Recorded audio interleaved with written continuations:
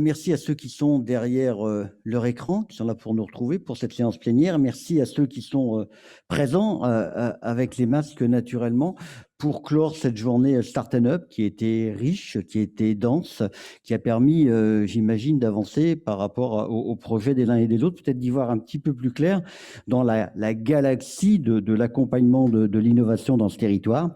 Startup, justement, a été construit, Startup Up a été construit par un écosystème, effectivement, qui accompagne les entreprises innovantes depuis l'émergence de leur projet jusqu'à l'accélération, c'est-à-dire l'accélération, ça peut être la production, la commercialisation, l'internationalisation.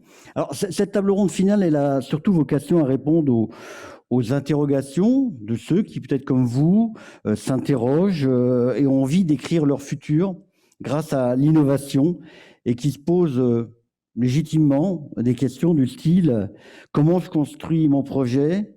Qui pour m'accompagner, me conseiller et me soutenir ?»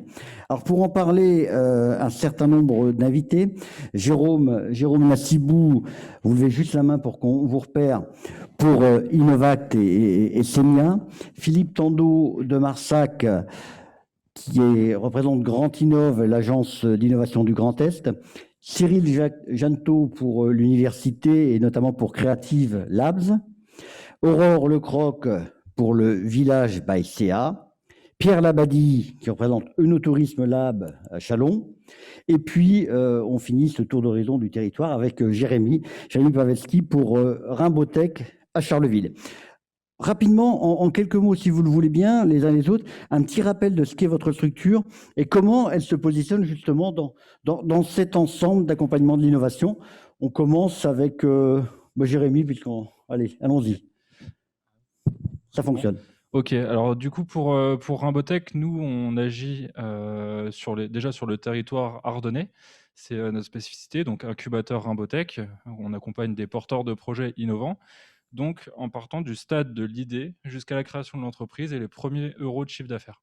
Donc ça, c'est vraiment notre positionnement. On est plus sur la partie émergence des projets. Et après, on passe la main à d'autres structures qu'on va pouvoir voir après, comme les accélérateurs. Voilà. Philippe à côté, Philippe Tandeau de Marsac, Grand Innov. Ça fonctionne, touche à rien. Grand Innov, donc rapidement, c'est l'agence régionale du Grand Est qui a été créée sous l'impulsion de la région Grand Est, de la CCI Grand Est en 2018 et qui a vocation à accompagner les entreprises dans leurs projets d'innovation. Et parmi les dispositifs qui sont présents au sein de l'agence Grand Innov, il y a le dispositif d'accélération de start-up, Scalinov, qui est donc la suite finalement logique de l'incubation, puisque ce sont des start-up qui ont moins de 5 ans, évidemment implantées dans le Grand Est, qui présentent une innovation de services, de produits, de marketing, et qui ont un chiffre d'affaires compris entre 50 et 250 000 euros. Et donc, on les recrute finalement sur le territoire grâce à des synergies faites avec les incubateurs. Une information, aujourd'hui, nous avons 37 startups en accompagnement sur 2 cohortes. Et ce soir, c'est la deadline pour l'appel à candidature de la 3e cohorte. Cyril, l'université, on le sait, est là pour instruire, pour former. Elle est là aussi pour finalement être le point de départ de certaines aventures d'innovation et c'est un peu le sens de Creative Labs. Alors, Cyril Jantot, oui, pour Creative Labs, l'incubateur, effectivement, nous, on a une vocation à accompagner nos étudiants qui ont des projets entrepreneuriaux. Alors, dans un double sens, c'est-à-dire à la fois leur donner la culture et l'envie et les outils. C'est-à-dire qu'on ne pousse pas à la création d'entreprise, c'est un incubateur pédagogique. Et pour ceux qui ont envie de créer, on les accompagnera jusqu'à la phase de lancement. Mais l'université, c'est plus large que ça. Donc, ce soir, moi, je suis au titre de l'incubateur. Mais l'université, votre question, se place en amont et en aval, puisque en amont, il y a aussi une activité de production de recherche et des laboratoires qui créent ce qui est la substance, la moelle de la technologie, de l'innovation. Donc là-dessus, c'est pas mon cœur de métier, mais on est adossé à des structures. On a une filiale qui s'appelle la SAT qui va valoriser effectivement les produits de la recherche et les brevets. Et on a des doctorants qui sont de la capacité à intégrer aussi les startups. Et on a un écosystème amont et aval qui se complète avec l'écosystème ici présent ce soir, puisque on avait Apmonia Therapeutics qui témoignait, qui a un projet de recherche initialement, puis développé avec le soutien d'un doctorant, puis postdoc, puis ingénieur de maturation qui a envie de créer, qui derrière est accompagné par une structure comme Innovact, qui va aller sûrement chercher des financements à Quantinov. Bref, un écosystème qui se complète au mieux. Très bien. Pierre Labadie, Unotourisme Lab, c'est peut-être la structure qu'on connaît peut-être le moins dans ce territoire, donc on a besoin que vous nous éclairez. Alors, le No Tourisme Lab a une particularité, c'est-à-dire que ce n'est pas un incubateur en tant que tel, mais c'est une couche thématique, en fait. C'est une structure qui est membre du réseau national France Tourisme Lab, porté par la Direction générale de l'économie, et qui a comme ambition d'avoir des positionnements thématiques. Donc, nous, la thématique, finalement, c'est celle de l'œnotourisme, avec un rayonnement donc, autour du vignoble de Champagne, mais du vignoble national, et de cette thématique de l'innovation dans le secteur œnotouristique. Donc finalement, nous nous adjoignons des services d'autres incubateurs qui vont accompagner ces startups qui œuvrent dans le domaine de l'œnotourisme. Donc en fait, on a vraiment nous, notre spécialité, c'est l'œnotourisme, voilà, et l'accompagnement de projets émergents dans l'œnotourisme. Voilà pour faire très court. On va revenir sur les uns et les autres et un petit peu sur votre manière justement de prendre place dans le décor. On continue d'abord, si vous le voulez bien, ce petit tour avec Jérôme Natsibou pour Innovact. Alors du coup, Innovact, en fait, c'est la même chose que ce que Jérémy Pavelzik a dit tout à l'heure sur Imbotech, sauf que nous, on est sur Reims et on fait partie aussi d'un réseau de 5 incubateurs sur toute la région Grand Est. Donc là-dessus, tout ce qu'a dit Jérémy est valable aussi pour Innovact. Au moins c'est rapide, comme ça c'est efficace. Hein. On finit avec Madame la maire du village Baïséa, Aurore Lecroc. Oui, alors le village Baïséa, pour le coup, c'est un accélérateur, c'est une structure d'hébergement de start-up qui fait partie d'un réseau de 37 villages aujourd'hui en France et dans quelques belles villes d'Europe comme à Milan. Donc au total, ce sont un peu plus de 1000 start-up qui sont hébergées et accélérées au sein de ces 37 établissements avec l'accompagnement d'à peu près 600 partenaires. Alors, on refait un petit peu le tour, si vous le voulez bien, sur votre réalité de terrain. Là, Aurore nous a parlé d'une vision un peu nationale. Sur Besançon même, aujourd'hui, le village Baïséa, c'est combien d'entreprises accompagnées? Alors, c'est 21 startups accompagnées aujourd'hui à Besançon qui regroupent à elles toutes 83 collaborateurs, hein, que ce soit des stagiaires, des alternants, des salariés, hein, mais c'est un peu plus de 80 personnes qui sont au village Baïséa et qu'on accompagne au quotidien. Vous êtes au maximum. Quelles sont finalement vos possibilités d'accueil? Est-ce qu'on a toujours été à peu près dans ces chiffres? Oui, alors après, on est en presque 3 ans d'existence sur 36 startups qui sont passées par le village, avec une moyenne qui se situe entre 20 et 25 en fonction des départs et des arrivées. Jérôme, on fait un petit tour aussi. Innovact, aujourd'hui, dans le territoire, notamment dans le Grand Reims, en Alors priorité. Innovact aujourd'hui, c'est 35 startups, puisque du coup, on a repris l'activité d'incubation il y a 2 ans. Une de nos spécificités, c'est de ne pas faire de coworking et donc du coup de jouer collectif par rapport aux espaces d'hébergement qui sont sur le territoire.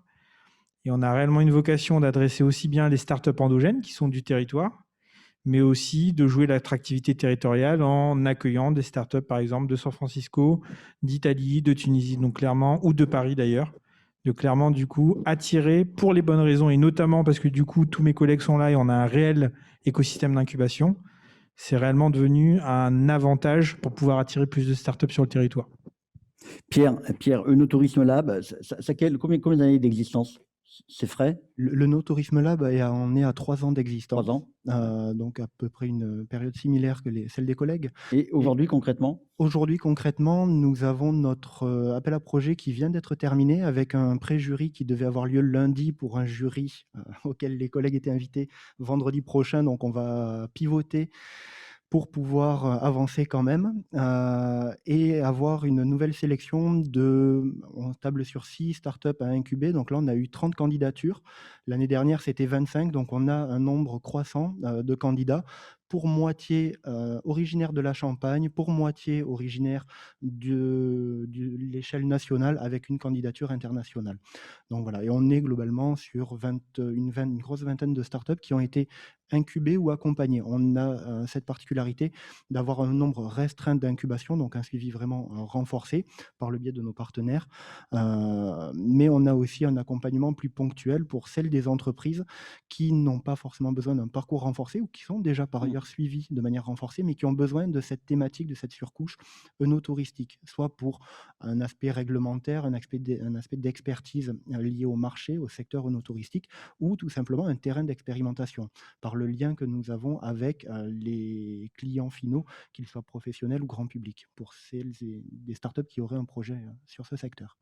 Merci Pierre. Cyril, l'université, c'est un terreau fertile pour finalement créer son entreprise et pour profiter de vos services? C'est un terreau fertile, effectivement, hein, les étudiants, depuis maintenant, j'allais dire 5 à 6 ans, ils ont envie d'entreprendre, ils ont envie de découvrir la thématique. C'est un boom, hein, à l'incubateur, on est sur un volant qui est constant en progression de 50 à 70 candidatures en moins d'un mois quand on lance l'appel à candidature. Et une communauté d'environ sur l'année d'une centaine d'étudiants. Alors, ça fait à peu près 60 projets sans étudiants, alors, qui ont soit l'envie d'entreprendre, soit qui montent un projet en phase terminale de projet, c'est-à-dire en dernière année, puisque les vrais créateurs sont essentiellement, mais il y a des exceptions, pour la plupart dans des cheminements de vie professionnelle et donc le font dans les dernières années. On a un programme incubation qui accompagne entre 8 et 12 porteurs les plus avancés, où là, on va leur offrir une grosse offre de services, et un programme pré-incubation pour découvrir la thématique. Au niveau plus large, là, parce que je vois que mon collègue n'est pas là de Neoma, il faut savoir que sur Reims, on a quand même un écosystème assez riche avec un incubateur à Neoma, un incubateur à l'ESSAD, l'école d'art et design, un incubateur à l'université. Les trois sont associés sur le territoire dans une dynamique Pépite France. Et on a un dispositif qui s'appelle Potentiel. Pour parler de dynamique, aujourd'hui, il y a des étudiants, on est à Sciences Po.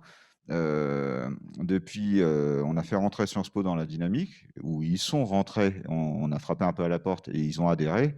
On a 115 étudiants entrepreneurs sur le territoire champardonnais. Alors ça, c'est un statut spécifique, hein, c'est-à-dire d'étudiants qui ont un vrai projet, qui montent un projet d'entreprise. Après, il en reste 20-30 qui créent réellement. Mais il y en a à Sciences Po, par exemple, 6 ou 7 par année, alors que Sciences Po n'est pas initialement un public qui a envie de créer. Et quand on parlait d'élan, hein, et je conclurai là-dessus, on a une proportion de 32-33% de femmes. C'est en croissance continue et chaque année, c'est un petit point que j'aime bien, parce qu'on ne cultive pas une différence en faisant une sensibilisation spécifique pour les femmes, hein, il n'y a pas de ça chez nous, mais on voit que les filles chez nous, et partout les jeunes, dans les jeunes, ont envie d'entreprendre et le font plutôt bien. En témoigne, cette année, on a pas mal de lauréats à nos concours qui sont des femmes. Et on est content. Et il y a un engouement qui est fort. Alors après, il y a des circonstances particulières cette année. On les encourage à continuer. Philippe, on continue. Philippe Tandeau de Marsac sur Grand Innov. Peut-être aujourd'hui, Grand Innov, c'est un accompagnement de combien de structures, si on peut le voir de cette manière? Pour me concentrer sur Skyinov, hein, qui est un dispositif d'accélération qui est effectivement porté par l'agence Grand Innov. Comme je disais auparavant, on accompagne à ce jour 37 startups du Grand Est, une bonne dizaine en Champagne-Ardenne. Pour ne citer que 2 présentes à Reims, au village Baïséa d'ailleurs, Monstock qui travaille dans la supply chain logistique, et Maiziform qui est une plateforme collaborative de recueil d'échange de données agricoles. Ce sont 37 startups.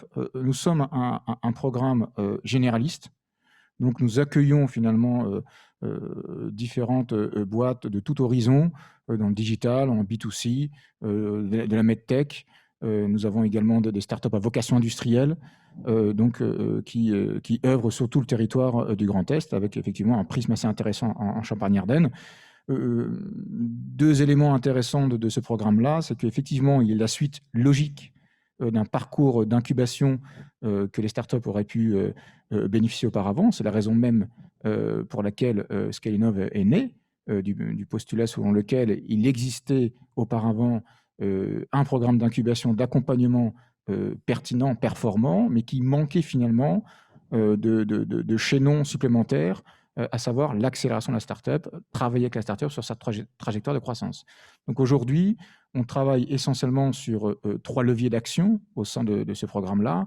Le premier, c'est le go-to-market. Donc c'est effectivement des startups qui sont embarquées dans le programme, qui ont déjà un produit sur le marché, commercialisé, avec du chiffre d'affaires, mais qui doivent appuyer sur l'accélérateur et qui ont besoin d'un accompagnement.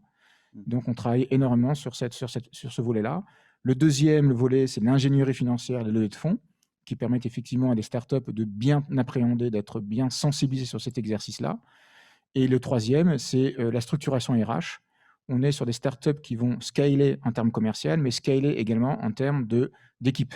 Donc, de passer de 2, 3, 4, 5 à 10, 15, 20 et voire plus. Donc, il y a un accompagnement qui est essentiel là-dessus.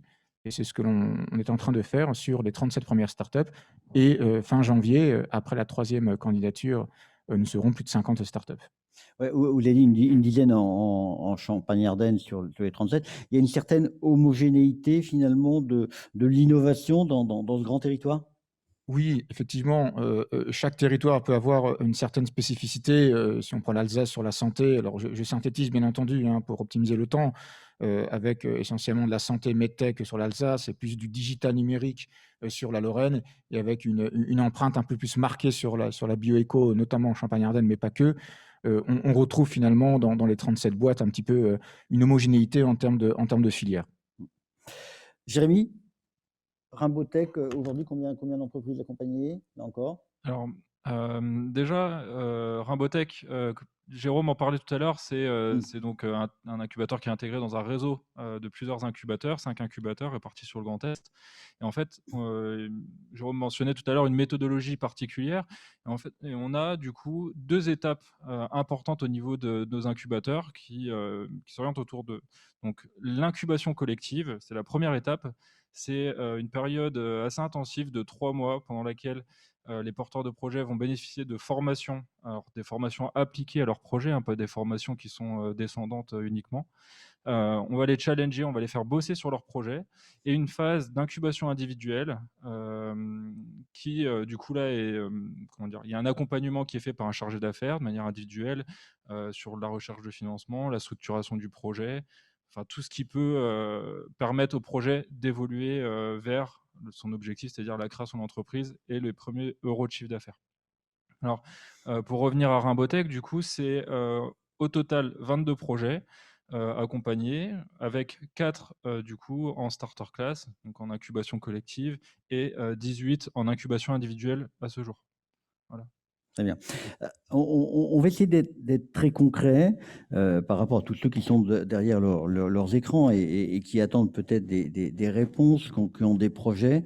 Il n'y a pas vraiment. Est-ce qu'il y a un guichet unique de l'innovation tel que l'on peut l'imaginer, ou est-ce qu'on a justement cette addition de compétences? Comment les uns et les autres on s'y retrouve et vers qui on se tourne en priorité, j'ai envie de dire. Jérémy, peut-être? Et puis, ouais. Oui, alors du coup, là-dessus, clairement, c'est plus... Jérôme, pardon. Non, mais il n'y a pas de souci. Jérôme, Jérémy, même combat.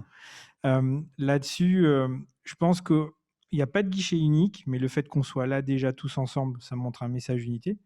Mais clairement, ce qu'on peut imaginer, c'est plus une trajectoire rêvée. Donc la trajectoire rêvée, ça serait un étudiant qui aurait un projet touristique, du coup, qui serait à l'URCA, qui serait du coup incubé par Creative Labs, qui du coup après viendrait à Rimbotech et à Innovac, parce que du coup, ce serait une équipe moitié ardennaise, moitié rémoise, qui prendrait du coup des bureaux au Village by CA parce que ça cartonne, et qui utiliserait aussi tout le réseau du Village by CA et de ses du coup enseignements, et qui passerait après à Scalinov et en même temps à le Tourisme Lab, car du coup, je vous ai dit au début, c'est un projet touristique. Donc là-dessus, clairement, ce qu'il faut voir, c'est qu'il n'y a aucune logique de précaré et d'exclusivité. Une startup, plus elle est accompagnée par différents acteurs qui peuvent avoir des messages contradictoires, mais du coup qui permettent à la startup d'avoir tous les éléments pour choisir, c'est quelque chose qu'on souhaite au maximum. Donc du coup, des co-incubations, des co-incubations accélération, des co-accélérations. Donc voilà. Aurore, tu voulais dire quelque chose, et puis Jérémy après. Oui, voilà, je crois qu'au-delà de cette logique de guichet unique qui, à mon avis, est pas appropriée, c'est que n'importe quel porteur de projet, start-up, quel que soit le stade d'avancement, peut s'adresser à n'importe lequel d'entre nous. On se connaît tous bien, on sait très bien ce que font les uns et les autres, et on va pouvoir leur envoyer, en fonction de l'état de maturité de son projet, directement vers le bon interlocuteur. Jérémy, et puis Cyril après. C'est exactement ce que je voulais dire, c'est qu'en gros, vu qu'on travaille ensemble au quotidien, après, charge à nous derrière de redispatcher les projets vers l'interlocuteur qui est le plus pertinent par rapport au stade d'avancement. Donc ça, c'est ce qui fait la force en fait de notre réseau. Cyril? Moi, je voulais simplement dire que on sait, nos interlocuteurs en face ou ceux qui portent des projets, leur finalité, c'est pas aller dans un incubateur, c'est créer leur boîte et la lancer. Donc, peu importe le moment où la personne à qui ils peuvent s'adresser, c'est regarder si elle est en capacité à vous orienter vers les bonnes personnes. Il n'y a pas de personne qui maîtrise tout, toute la chaîne, hein. Ça déjà, ça n'existe pas. Et effectivement, on a la chance dans notre ex-région Champagne-Ardenne d'avoir un réseau qui est maintenant bien établi, des rapports qui sont quotidiens et ce qui permet de la transmission et de l'information assez rapidement. Voilà. On est dans un petit écosystème, il faut en profiter, qui est riche, alors que pour une start-up qui est par exemple sur Paris, il y a déjà une énorme concurrence entre les startups et les porteurs de projets. Et il y a aussi beaucoup d'outils privés, beaucoup d'outils compliqués. Voilà. Dans notre région, c'est assez clair. Les choses sont bien établies. La région a aidé à ça aussi, la région Grand Est a clarifié les choses. Donc, pas de crainte, partout où vous frapperez, si on vous orientera au bon moment vers la bonne personne. Bon, Pierre, ça paraît simple pour vous en tout cas.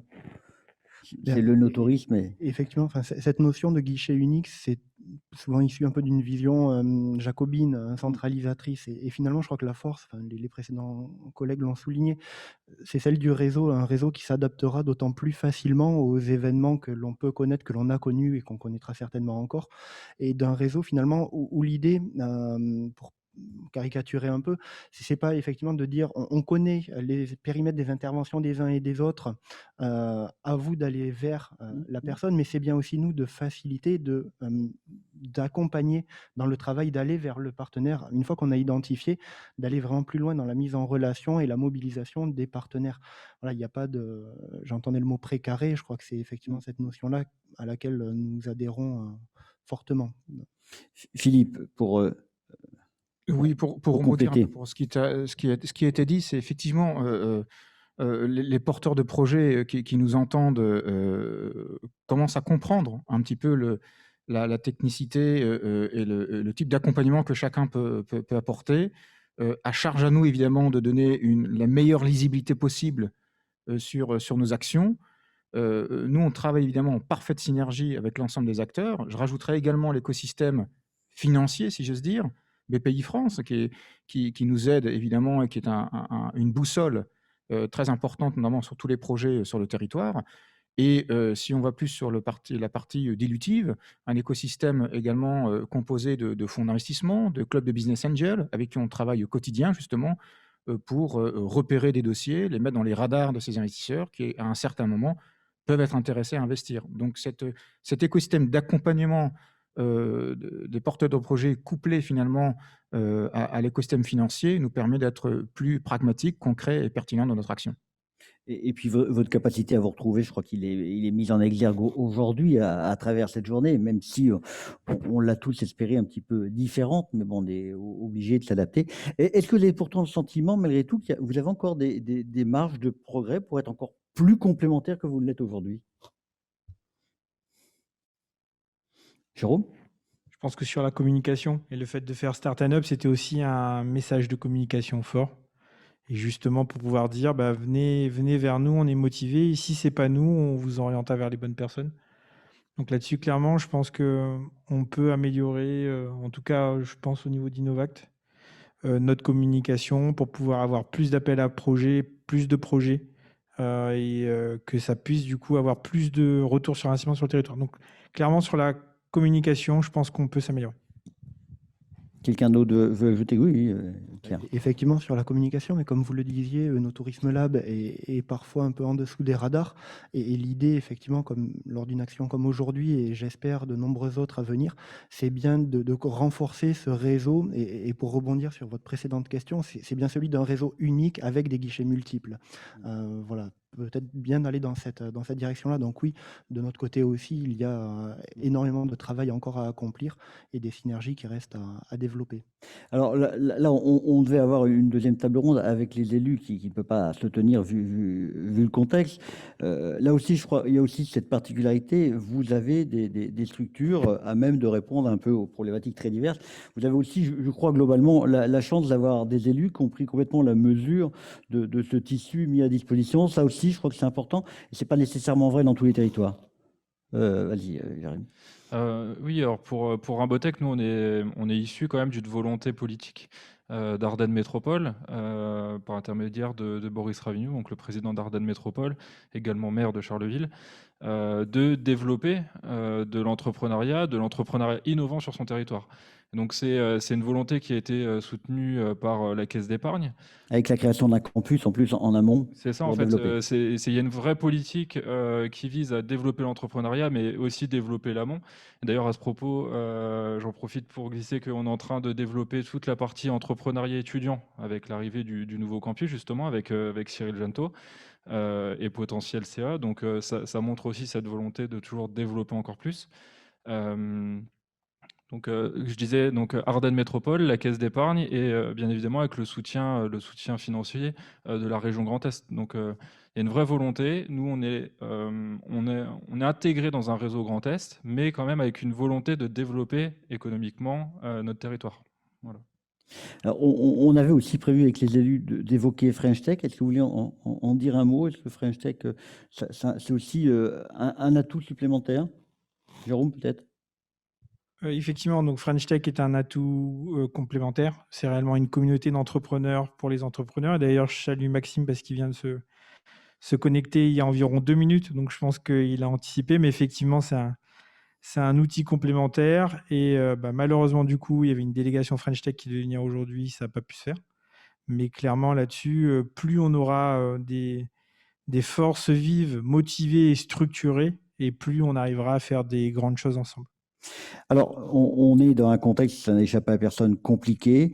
J'ai juste envie, il nous reste 2 minutes, de vous demander un petit peu à chacun votre sentiment sur la place de l'innovation. Est-ce que plus que jamais, l'innovation, elle est essentielle pour s'adapter, pour se réinventer et pour imaginer de nouvelles réponses?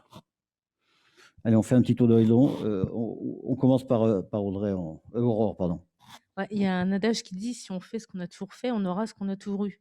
Donc je crois qu'il est temps aujourd'hui plus que jamais de se secouer les méninges, de sortir, de sa zone de confort et d'innover, mais dans toutes les directions. Pierre. On le refait dans ce sens-là, si vous voulez, comme vous voulez. Bon, du coup, je vais prendre la parole. Pour ce qui est du tourisme, je crois que c'est une évidence. Le secteur a été très durement touché par la crise. Nombre de prestataires, souvent le nez dans le guidon, le nez dans leur activité, ont manqué de prise de recul pour essayer de se réinventer ou d'avoir de nouvelles idées, de les mettre en œuvre.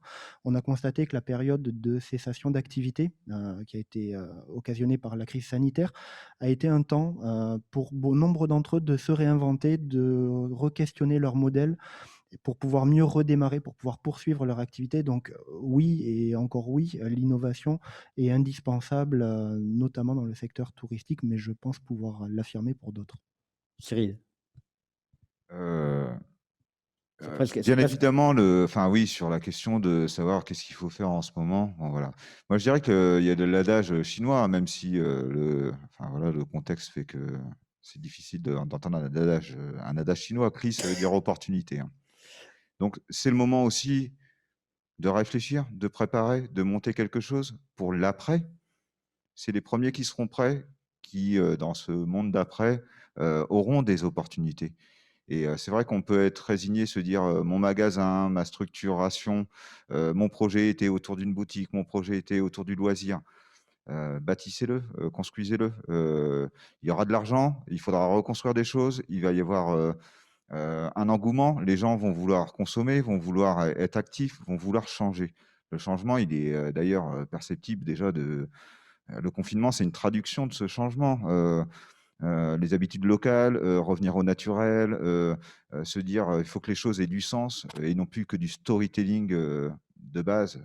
Voilà, il y a des choses à faire. Donc, il y a plein de petites boîtes qui peuvent devenir très grandes avec des valeurs. Et en tout cas, l'université, et puis je pense aussi autour de la table, on défend ces valeurs-là aussi, d'une croissance un peu plus durable, un peu plus responsable. Et vous pouvez en être acteur parce qu'il y a une place, il y a un moment, il y a un temps. Le temps n'est pas forcément joyeux, mais c'est souvent dans ces périodes-là qu'on peut monter des belles choses par la suite.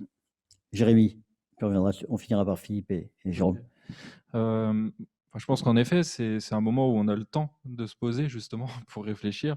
Quand on est chez nous, forcément, on a un peu plus de temps. On peut prendre un petit peu plus de recul. Moi, je pense, ne serait-ce qu'à cet événement-là, je veux dire, on s'est réinventé parce qu'on confronté à la problématique du Covid, en dernière minute, on s'est réinventé pour proposer ce format digital. Et je pense également aux startups qui, en tout cas au sein de Rimbotech, qui réfléchissent quotidiennement à des solutions à mettre en place pour passer cette période-là, pour essayer de quand même proposer de la valeur à leurs clients en redessinant un petit peu leur modèle. Et je pense que c'est important de le faire, de ne pas rester fataliste et d'essayer d'avancer. Philippe?